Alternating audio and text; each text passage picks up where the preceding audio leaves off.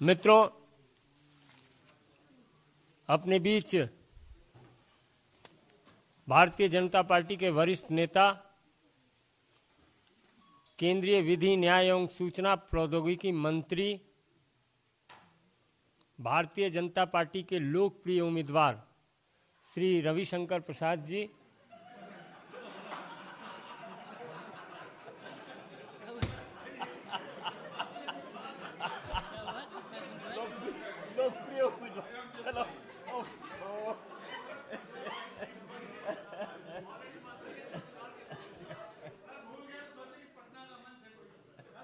नहीं साहब, माननीय रविशंकर प्रसाद जी आपको संबोधित करेंगे। बगल में हमारे मीडिया प्रमुख सांसद अनिल बलूनी जी हैं। मेरा सादर अनुरोध है माननीय रवि जी से कि आपको संबोधित करें। मित्रों, राहुल गांधी जी सवाल हमसे पूछते रहते हैं। वो सवाल में कितनी सच्चाई होती है, कितना वजन होता है, आपको पता ही है। कल हम लोगों ने विस्तार से जब एक्सपोज कर दिया कि पूरा जो येदियुरप्पा जी के संबंध में एक फेक डायरी की बात थी, वो उन्हीं के नेता डी शिव कुमार ने अपने यहाँ इनकम टैक्स रेट में दी थी, और जिसकी सच्चाई को वो खुद प्रमाणित नहीं कर पाए और बाद में कहा कि इसका ओरिजिनल मेरे पास नहीं है। सीबीडी का भी जवाब आया था। आज मित्रों, हमें कुछ राहुल गांधी से सवाल पूछना है। राहुल गांधी जी, आपकी कमाई का स्रोत क्या है? बहुत डेवलपमेंट पर चर्चा होती है। एक हमने वाड्रा मॉडल ऑफ डेवलपमेंट भी देखा है,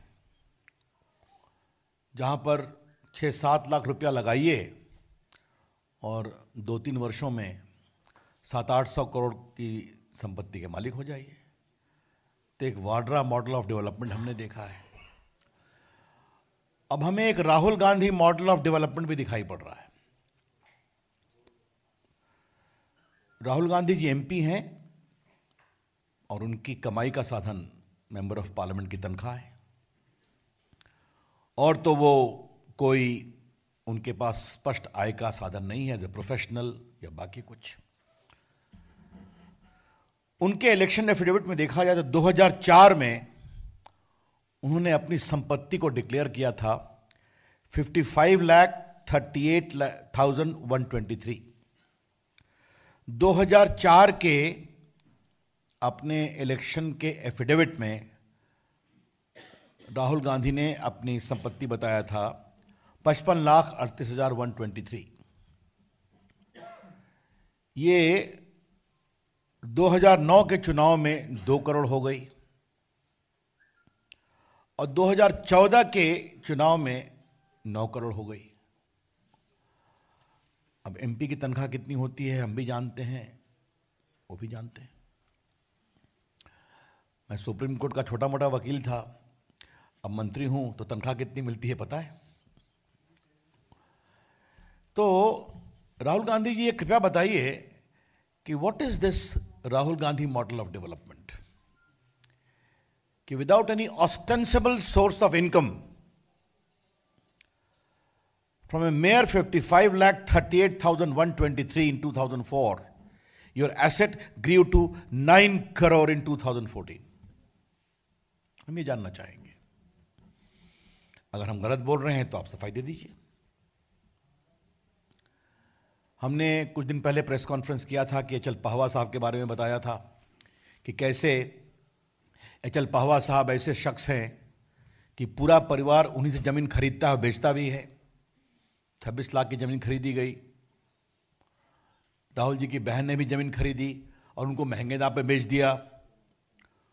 पहवा जी ने कहा मेरे पास फंड नहीं है, तो फंड उनको एक थम्पी साहब ने दे दिया। थम्पी साहब के भंडारी साहब से क्या संबंध थे, इसको हमने विस्तार से आपके सामने रखा है, और ओप इंडिया ने भी अपने वेबसाइट पर इन विषयों को विस्तार से रखा है, जिसके बाद हमने कहा था। लेकिन आज सुबह से अनिल बलूनी और हम लोग थोड़ा गुना भाग कर रहे थे, शपथ पत्र को देखा तो हम लोग की आंखें चौंक गई कि सिर्फ एमपी की कमाई से 55 लाख से 9 करोड़ संपत्ति कैसे हो जाती है। The BJP would like to know as to what were the factors which led to a mayor member of parliament, Mr. Rahul Gandhi, witnessed extraordinary jump in his income from mere 55.38 lakhs to 9 crore plus. ये हम जानना चाहेंगे। थोड़ा शोध किया तो कुछ बड़ी रोचक बात मालूम हुई। वैसे आपको पता ही है कि जो एसोसिएटेड जर्नल है उसमें 155 करोड़ की इनकम टैक्स लायबिलिटी की लड़ाई चल रही है। वो सुप्रीम कोर्ट तक गए थे, वो नहीं रुका, वो एक अलग विषय है, आप जानते हैं। उसमें किस तरह से शेयर्स को, पब्लिक के शेयर को फैमिली में कर दिया गया, ये भी आप जानते हैं। लेकिन थोड़ी कुछ और बात मालूम हुई जिसको पहले भी कुछ अखबारों ने लिखा था। वो ये था कि राहुल जी और उनकी बहन का एक 4.69 एकड़ का फार्म हाउस है दिल्ली में, जो उन्होंने फाइनेंशियल टेक्नोलॉजी ऑफ इंडिया को रेंट पे दिया था। ये फाइनेंशियल टेक्नोलॉजी ऑफ इंडिया कौन है? जिसको नेशनल स्पॉट एक्सचेंज के वायलेशंस के बारे में शो कॉज नोटिस की गई थी। आप याद करेंगे नेशनल स्पॉट एक्सचेंज कौन है, जिनको लेकर के जो एग्रीकल्चर और बाकी क्षेत्र में तो उनके खिलाफ जिंगेश शाह वगैरह काफी कार्रवाई हुई थी। This national spot exchange was a company promoted by financial technologies India limited. अब कोई किसी को किराए पर दे, इसे तो हमें कुछ नहीं कहना है, लेकिन जब नोटिस होती है तभी किराए पर रेंट चढ़ जाता है और FTIL 40 लाख रुपए का एक इंटरेस्ट फी चेक पेमेंट करता है। ये क्या है? ये बातें मैं आपसे इसलिए कहना चाहता हूं कि कांग्रेस पार्टी ने पूर्व में पहवा से जो 26 लाख की जमीन खरीदी गई थी उसको उसने स्वीकार किया है। हमने संजय भंडारी और थम्पी के संबंधों के बारे में चर्चा की थी। संजय भंडारी फ्यूजिटिव है, आपको पता है। दामाद श्री से उनके संबंधों की चर्चा बहुत हुई है लंदन की प्रॉपर्टी को लेकर, और उन्होंने, हमने ये भी बताया था कि वो एयरबस के भी डीलर, ये मेरे ख्याल में लॉबिस्ट थे, और एयरबस यूरोफाइटर बनाते हैं जो राफेल का कॉम्पिटिटर था। ये सारी बातें हमने आपसे चर्चा की थी पहले। लेकिन ये फ्यूचर टेक्नोलॉजी जो है, ये बताना बहुत जरूरी है कि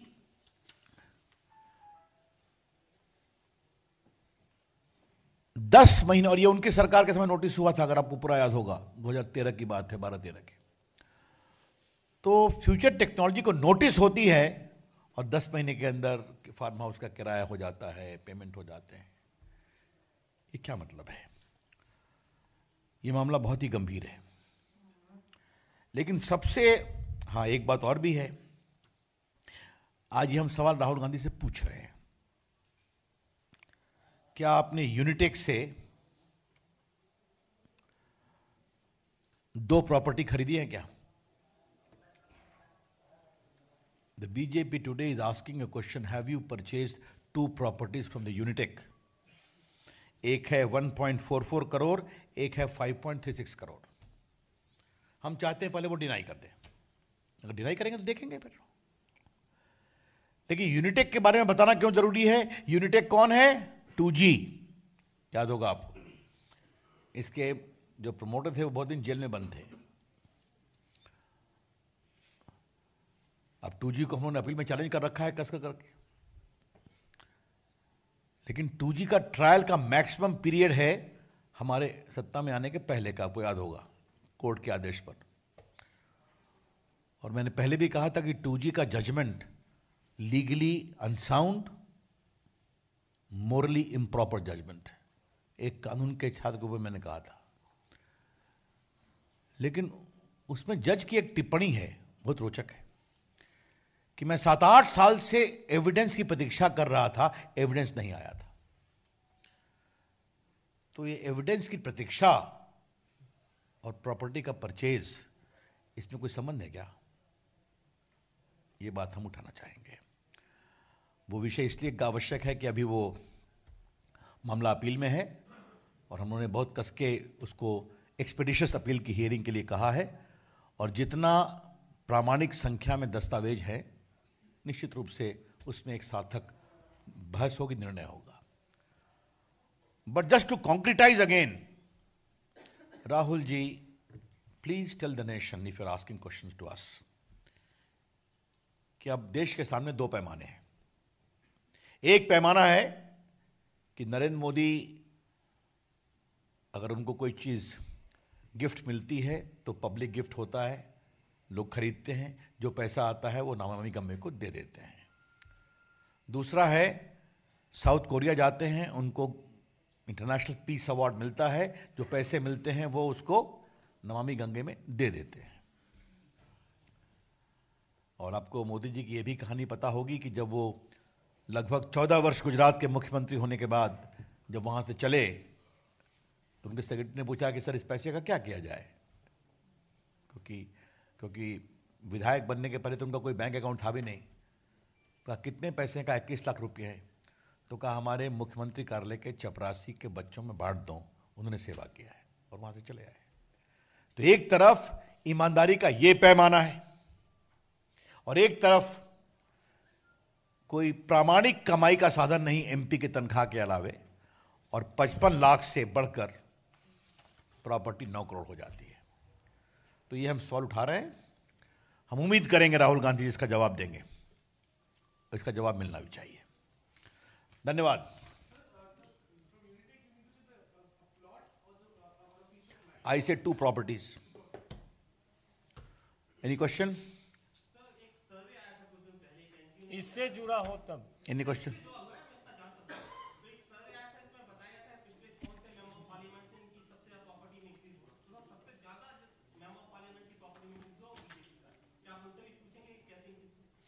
वो अपना एक्सप्लेन करेंगे, विषय का क्यों नहीं है, उनसे एक्सप्लेन करेंगे। अगर किसी का कोई लेजिटिमेट बिजनेस हो, किसी का कोई लेजिटिमेट प्रोफेशन हो, किसी को अच्छी खेती हो, किसी का अच्छा व्यापार हो, तो उसका अगर बढ़ता है तो क्या दिक्कत है?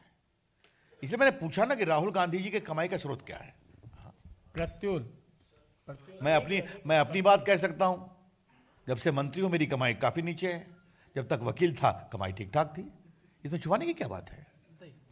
तो ये तो बहुत नेचुरल है।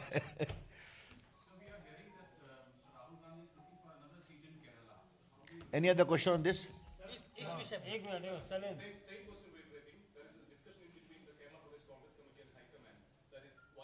There is no other question about this. Thank you. Abhishek, please, Selen. Abhishek. Today I have asked a question.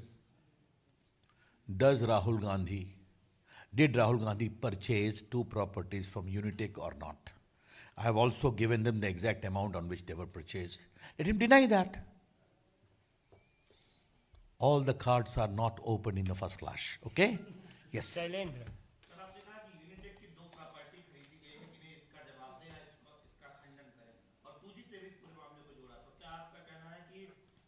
मैंने जोड़ा नहीं, मैंने संदेहास्पद परिस्थितियों का उल्लेख किया। What we say, suspicious circumstances. Ji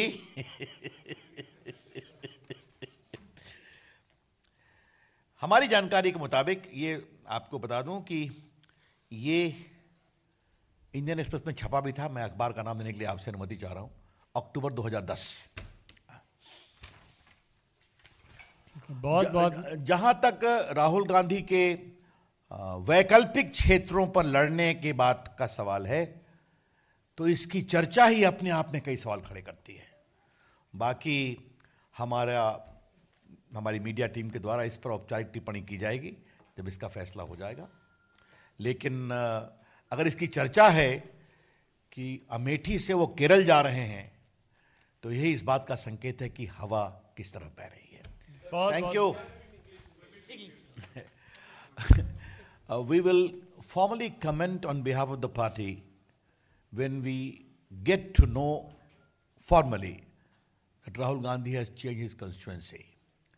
But the very idea of a talk going on of his relocating from Amritsar down south is enough indication as to which way the wind is blowing. Thank you friends. अब आपसे मेरी मुलाकात पटना में नमस्ते होगी. धन्यवाद.